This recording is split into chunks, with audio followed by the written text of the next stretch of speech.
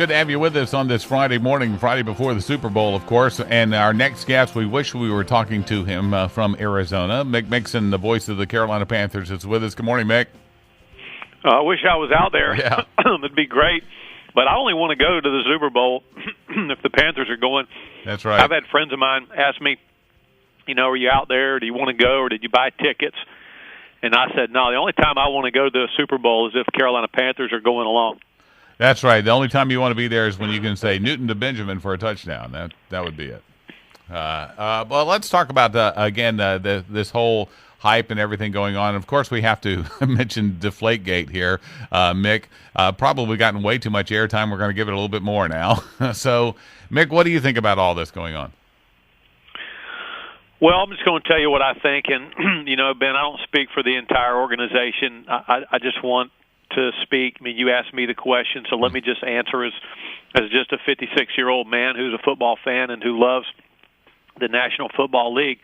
I think that the line between right and wrong is really not a lot of gray there. I mean, if you're filling out your expense report for the talk station and you drove 11 miles to the Rotary Club, but if you put down 20 miles, you're cheating. If you park at the gas pump and go in and eat a hot dog and go to the bathroom and get something to drink and then come out and pump gas, you're not doing what you could do. You're not operating with a spirit of excellence.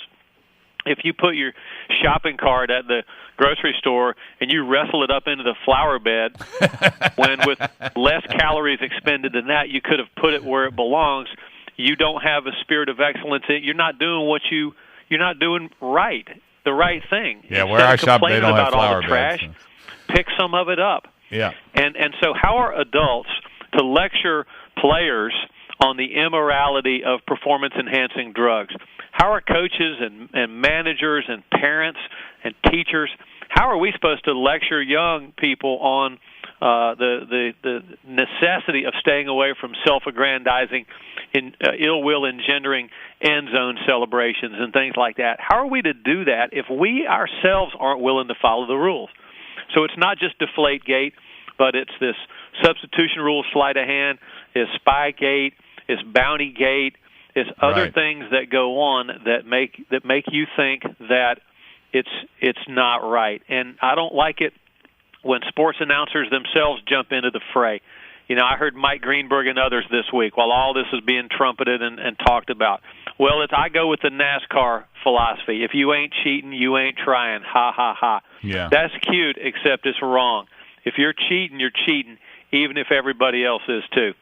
Well, Mick, I applaud you. I think that's a wonderful stance to take. And not many people are taking that stance. Now, when we get to it, is there Mandy and I actually had the right solution for this. We had a very easy fix to this one single incident. What was that, Mandy? Yeah, let the opposing team make sure the balls are inflated properly, right? Yeah, have the opposing teams apply.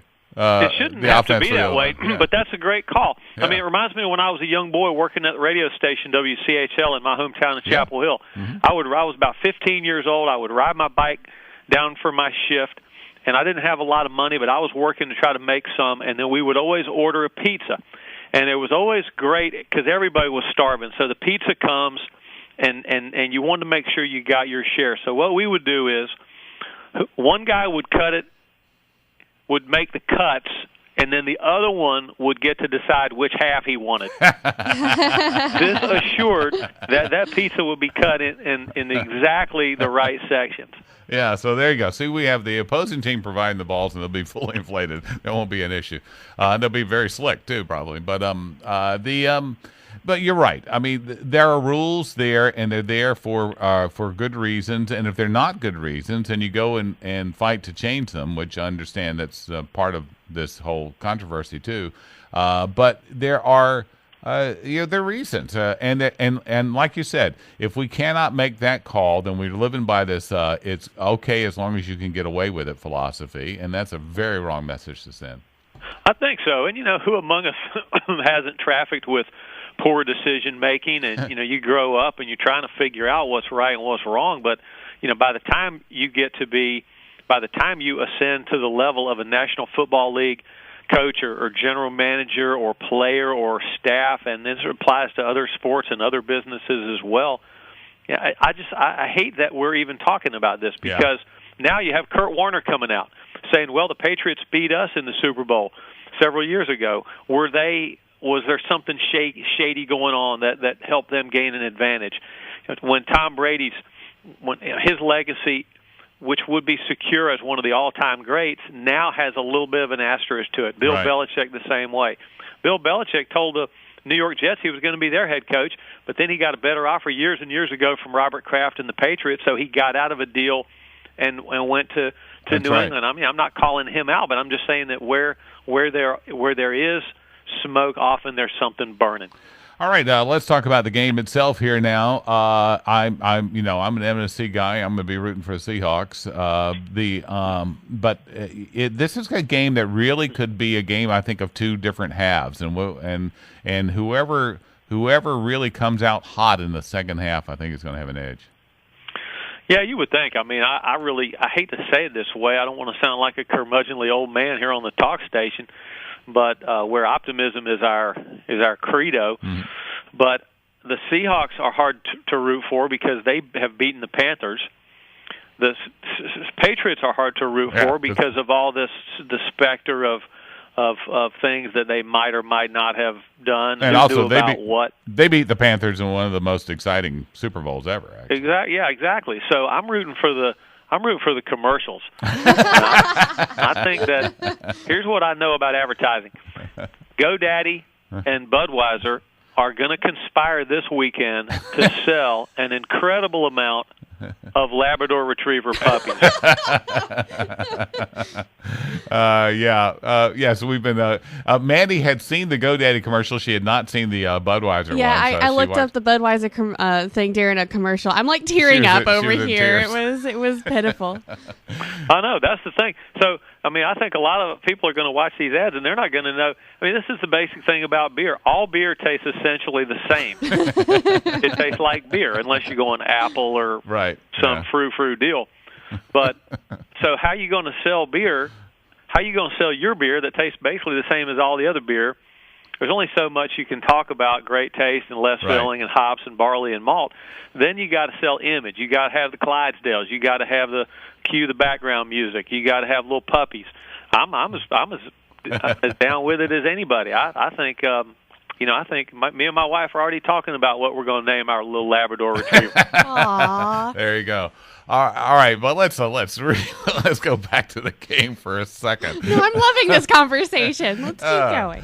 All right, you've got two very different styles here. I mean, one is really much of a machine, and the other one, I think Seattle is kind of like your backyard fantasy team.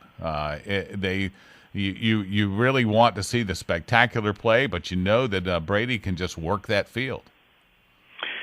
Well, he can, and the way I think the Seahawks are the more complete team. The best teams don't always win, but I think that Seattle, with the way they defend, with all the eyes they have on the quarterback, with how good their secondary is, I think a big key to the game is going to be how do the Patriots view Richard Sherman's elbow injury? Do they view this as some slicker game that Sherman will have his arm dangling limp, baiting them to try to come his way, or is he truly handicapped in a way that might make those passes to the area outside the hash marks that New England has not capitalized on a lot this year with their vertical passing game? Will that be a little bit of a sweet spot for Tom Brady and his receivers? Now, then on the other side of the coin, you got Russell Wilson, you got this Marshawn Lynch. Lynch with an extra week to rest, even though he'll be fatigued to his core, I'm sure, with all the questions he's had to parry and thrust on this week at all the press conferences and all the merchandise he sold. And I don't know. I think the Seahawks are going to take it. Well, Richard Sherman, of course, had his memorable moment at a press conference when he said I'm only here to not get fined.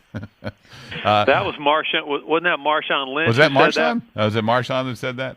I thought it was Richard Sherman had one of the great press conference lines I've ever heard, because I'm a fan of better questions than Richard. Could you talk about your season and this limp, lame, inert flaccid questions these reporters come up with. But when Richard Sherman answered one question by saying, I don't respond to preschool questions, so you work on your craft a little bit, and then maybe we can converse. I thought that was great. He should be in the Hall of Fame as far as I'm concerned. Well, Katy Perry, who's going to do the halftime entertainment, was asked if she had her eye on any of the players, and she said, I'm only here so I don't get fined. There we go. I thought that was a great answer. That's great. You know, the halftime, this is what the Super Bowl, last year 111 million people watched the Super Bowl. That's more people in America than have ever tuned into any one single event. And viewership did not decline at halftime. It spiked up, even for Bruno Mars. Yes, that's right. And so it is fascinating that this pop music and this rock and roll music stage has gotten bigger and bigger. The NFL is paying less and less money for it. That's right. Yeah, they basically play for free. The Franklin Street Band, we're available, but we hadn't been contacted. Yeah, our band used to play for free too a lot, but that's because we couldn't get paid. All right. Well, again, Mick. Now the other burning question is, what are you having for food at your Super Bowl gathering? I'm a big popcorn guy. I don't really go in. I've aged out of all the heavy nachos and that stuff's great too. You know, the chips and dips and the salty snacks. It's just, you got to have the crunch. If you're not having to turn the volume up louder to hear the announcers over your own jaw muscles working, then you're not having enough crispy stuff in front of you. But I'm a big popcorn guy, and my wife and I our evolution has come from microwave popcorn to now the old-fashioned way, and I got it down to an art form now with the little bags, paper bags in the microwave, and then with melted little butter on top of the stove and put that on there. Man, there you go. It's a happening. All right. It's going to be popcorn time at the Mixon house. Mick, thank you so much for joining us this morning. My pleasure. Great talking to both of you. And we'll maybe talk to you around draft time, if not before. Sounds good. I'll be here.